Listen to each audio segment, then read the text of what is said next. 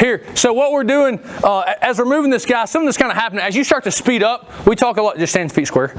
Something we do a lot is this kind of split step motion here, right? Where instead of just only stepping, you're kind of jab stepping the other way. Sometimes we call it a juke step when we talk about teaching this technique, right? That like if we're playing football in the yard or playing tag and I just juke step and go the other way, okay? You just give them a little juke step. When you split step, okay, I'm stomping my foot one way and lunging in to get connected. Either direction, okay? This is what kind of happens naturally. There's a short little jab step roll in here, and it gets my chest connected every time. It helps you lower your level by splitting your feet here into it, right? So the back foot, you don't just jump. It's not like jumping lunges here. My back foot hits and I roll in. Okay, really good skill to learn to develop, and my chest comes back into the guy. And chest in, really good technique, okay? Now what we're gonna do is my hands are involved, okay? I want to snap this guy down, but I'm not going to just be able to grab a guy and whip his butt to the mat. Like, it's not going to happen, okay? So I've got to do the same thing. I've got to get him moving his feet. We've talked about that. So there's two ways, right? Sometimes we do this where we triple circle, circle, circle, circle, snap, and I get him extended enough that this happens, right? That's number one. But the better way is to have him move his feet for you, okay? And so when I get my meat hooks, again, we're not on collar ties, we're on meat hooks, because I can go to both directions, all right? I can go both directions here. I'm going to step to the knee, step to the foot like I want to duck him, and as he gets his foot back, I fall back out and snap.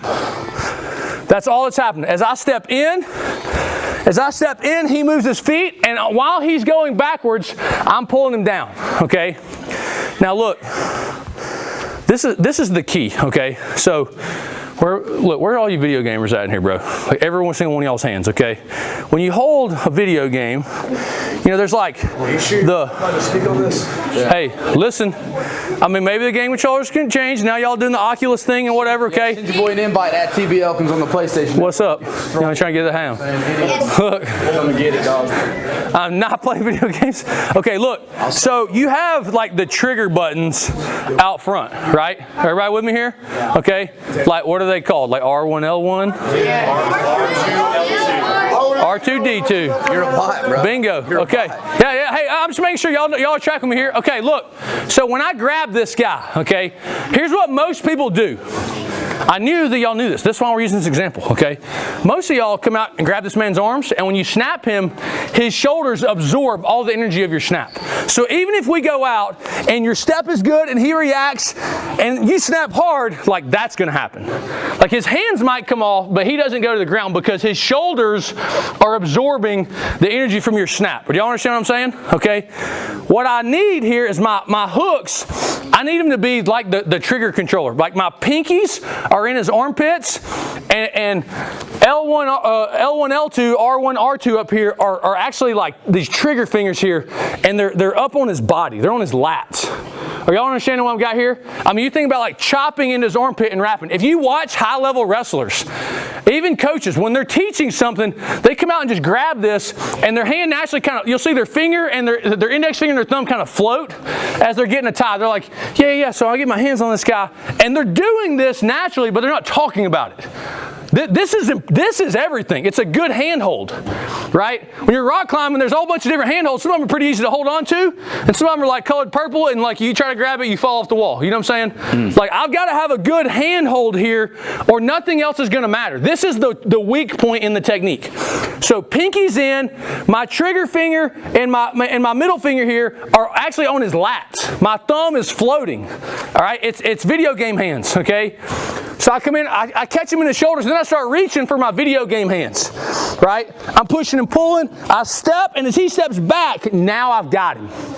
Now I've got him. He's extended, and when I snap, I have his body. I have his body here. I don't have his arms. This is trash. This doesn't work. You're going to be like, freaking coach is getting all excited about these snap downs. That scores 0 points with a lot of effort. When you snap his body, this happens. Now it's easy to go behind. I can play everything. It's so easy to get this guy snapped down. But this is like 10 years of like development where you go, You just do this on your own. No one's telling you to do it. I'm telling you today, do this. Save yourself a decade of trying to snap people down and not always working. Hands on him. Push, pull. Step. I just poked my head in here. Take your head, touch his chest with your head. Whoop. When he steps out, rip him down. Go behind. Push, pull. Step, whip. Down. Step, rip. Whichever side you want. Don't care. Don't care. Y'all with it here? It's about the timing. Step tight, just like we just primed this position. Step tight, head touches him in the chest.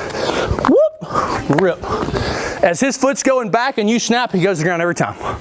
Go get it. 1, 2.